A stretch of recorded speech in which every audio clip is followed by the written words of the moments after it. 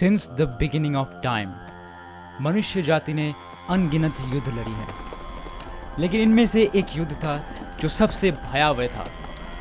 वो है high school romance. जुलाई 2025 summer anime season पे भी रेडी हो जाओ ऐसे ही कुछ भयावह युद्ध देखने के लिए। My dress up darling season 2, bunny girl सेनपाई season 2, after fucking 7 years, call of the night season 2। इसका जो ओपनिंग थीम है भाई, बैंगर ड्रॉप किया उन लोगों ने। क्रीपी नट्स ने बैंगर ड्रॉप किया है। Fragrant flower blooms with dignity. इसका मांगा काफी पॉपुलर है, एनिमे भी शायद बहुत ही ज्यादा अच्छा होने वाला है। वातारी Kunno about to collapse, रेंट्री girlfriend. नहीं, ये तो मैं तो अपने आप को मार दूं, बट ये एनिमे ना देखूं। My dress up darling season 2, the only Gojo जो जिंदगी में विन कर रहा है, वो वाले गोजो की तरह नहीं जो 2 टुकड़ा हो गया था। इस एनिमे में 2 मेन कैरेक्टर्स हैं, मारिन कितागावा, गोजो वाकाना। ये एनिमे बेस्ड है कॉस्प्ले के ऊपर। जो मारिन कितागावा कैरेक्टर है उसको एरो के गेम यानी कि जो हैंड होती है उनको खेलना बहुत ज़्यादा पसंद है। एंड इनके बारे में वो ऐसे बात करती कि कोई बड़ी बात है ही नहीं। एंड उसमें एक कैरेक्टर है जिसको वो कॉस्प्ले करना चाहती थी, एंड इसी रीज़न से वो मिलती है गोजो से। बर्नी गर्ल सेनपाई, ये एनीमे मैं थोड़ा सा मिक्स्ड रिएक्शन दूंगा क्योंकि इतना भी अच्छा नहीं लगा था, लेकिन मैंने फिर भी देखा था। इतने सालों बाद आ रहा है इसलिए बहुत ही नॉस्टैल्जिक फीलिंग हो रहा है। ये एनीमे रिवॉल्व करता है एक कॉन्सेप्ट के ऊपर जो है एडोलसेंस सिंड्रोम। ये कोई रियल चीज़ नहीं है। ये चीज़ जिसको भी होता है वो अजीबोगरीब सिम्टम्स दिखाने लगता है। जैसे कि जो यहाँ पर मेन फीमेल प्रोटैगनिस्ट था, उसको ये सिम्टम्स आने की वजह से लोग उसको नोटिस करना बंद कर देते हैं। तो इसी वजह से वो बनी गर्ल का कॉस्ट्यूम पहन के बाहर घूमने लगती है, लेकिन कोई भी उसे नोटिस नहीं करता है। बट हमारा गीगा चैट साकुता उसको नोटिस कर लेता है। वैसे इस सीजन पे सिर्फ रोम-कॉम एनिमे नहीं, दूसरे टाइप के एनिमे भी लॉन्च हुए हैं, जैसे कि गाचिकुता। इसका मैंने एपिसोड 1 देखा है एंड बहुत ही कमाल का है, जहां पर 2 तरीके का लोगों का क्लास दिखाया गया है, एक अपर क्लास, एक लोअर क्लास। कि जो लोअर क्लास के बंदे होते हैं वो कचरों में रहते हैं, कचरों में चीजें ढूंढते रहते हैं। एंड जो अपर क्लास के लोग हैं उनको कचरे बिल्कुल पसंद नहीं है। हर कोई चीज अगर पुराना हो जाता है उसको वो लोग डंप कर देते हैं। एंड हम लोग कैसे बोल सकते हैं Dan dad and season 2। First season तो भाई कमाल का था, कमाल का ओपनिंग थीम, कमाल का स्टोरी, कमाल का एनिमेशन, जिसमें super natural powers plus aliens and yokai, इन सब का कॉन्सेप्ट तुम्हें देखने को मिलता है। ओमियो काइटन, ये एनिमे भी काफी अच्छा मुझे लग रहा है। इसका ऑलरेडी 2 एपिसोड्स ड्रॉप हो चुके हैं।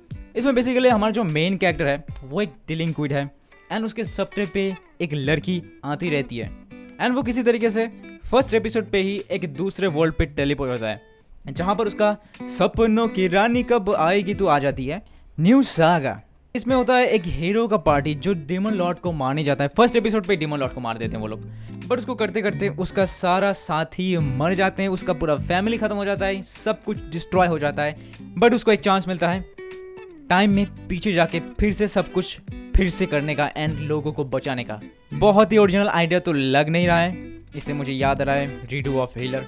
अगर तुम्हें पता है क्या चीज़ है ये redo of healer, you are cooked. Rent a girlfriend, इसके बारे में बात ना करें तो ही अच्छा है। इसमें एक बहुत ही घटिया एंड लूजर बंदा होता है जो गर्लफ्रेंड को रेंट करता है। एंड इसका जो ऑथर है वो भी पागल हो गया, पता नहीं क्या क्या अजीबोगरीब लिखता रहता है। मुझे भी बहुत सारा अजीबोगरीब न्यूज़ आते रहते हैं। उसने अपने आप को मांगा में डाल दिया है। क्या क्या भाई, क्या क्या होता है, क्या रियल है क्या फेक है, कुछ समझ नहीं आ रहा मुझे इस एनिमे का। और एक एनिमे को मेंशन करना बिल्कुल बनता है, एपोक्लिप्स ब्रिंगर माइनोग्रा। इस एनिमे में एक बंदा होता है जो फैंटेसी स्ट्रेटजी गेम का एक टॉप प्लेयर होता है, एंड किसी वजह से वो बीमार पड़ जाता है या फिर अनकॉन्शियस हो जाता है। उसके बाद जब वो उठता है अपनी नींद से, देखता है कि वो उस गेम की दुनिया में पहुंच चुका है। एंड उसका एक फेवरेट कैरेक्टर फीमेल कैरेक्टर हुआ करता था, वो भी वहां पर है उसको ग्रीट करने के लिए। अब ये दोनों मिलके एक इविल एम्पायर कैसे बिल्ड करते हैं एंड आगे क्या होता है वो तुम्हें इस एनिमे में देखने को मिलेगा। इसका मैंने मांगा पर रखा है, शायद इसका कंप्लीट नहीं है मांगा, इसी वजह से मैंने ड्रॉप कर दिया। लेकिन एनिमे जब अब आया है तो एनिमे तो देखना ही पड़ेगा। लॉर्ड ऑफ द मिस्ट्रीज, ये एक न्यू तरीके का एनिमे है। एक्चुअली ये चाइनीज एनिमे है, चाइना में बना हुआ है। एक्चुअली कुछ रिसेंट टाइम में चाइनीज लोग बहुत ही कमाल का एनिमेशन सीरीज बना रहे हैं। इससे पहले मैंने देखा था टू बी हीरो एक्स, जो बहुत ही कमाल का था भाई। मैं एक्सपेक्ट नहीं कर रहा था कि इतना अच्छा होगा। लॉर्ड ऑफ द मिस्ट्रीज, ये मुझे देखना पड़ेगा। ये मुझे ऊपर ऊपर से देख के लग रहा है सोलो लेवलिंग जैसा ऑरा फार्मिंग वाला कुछ होगा। मे बी मैं गलत हूँ, मैंने अभी तक एपिसोड 1 भी नहीं देखा, मैं ज़रूर ट्राई करूँगा। काइजू नंबर 8 भी चल रहा है सीजन 2। सीजन 1 मैंने आधा देख के रखा है, अभी तक कंप्लीट नहीं किया मैंने, पहले उसको कंप्लीट करना पड़ेगा।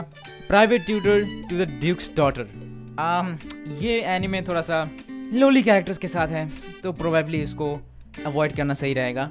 एंड ये हमारा legendary anime reborn as a vending machine, now I wander the dungeons. Wow, reborn as a toilet, ये एनिमे कब आने वाला है पता नहीं। ताकोपिस ओरिजिनल सीन, अगर तुम डिप्रेसिंग शिट देखना पसंद करते हो, ये एनिमे तुम्हें बिल्कुल पसंद आने वाला है। इसमें तुम्हें देखने को मिलेंगे ह्यूमंस कितने क्रूएल हो सकते हैं। तो आज के लिए मेरे से इतना ही।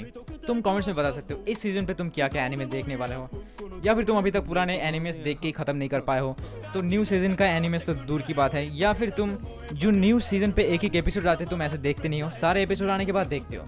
कमेंट करके ज़रूर बताना।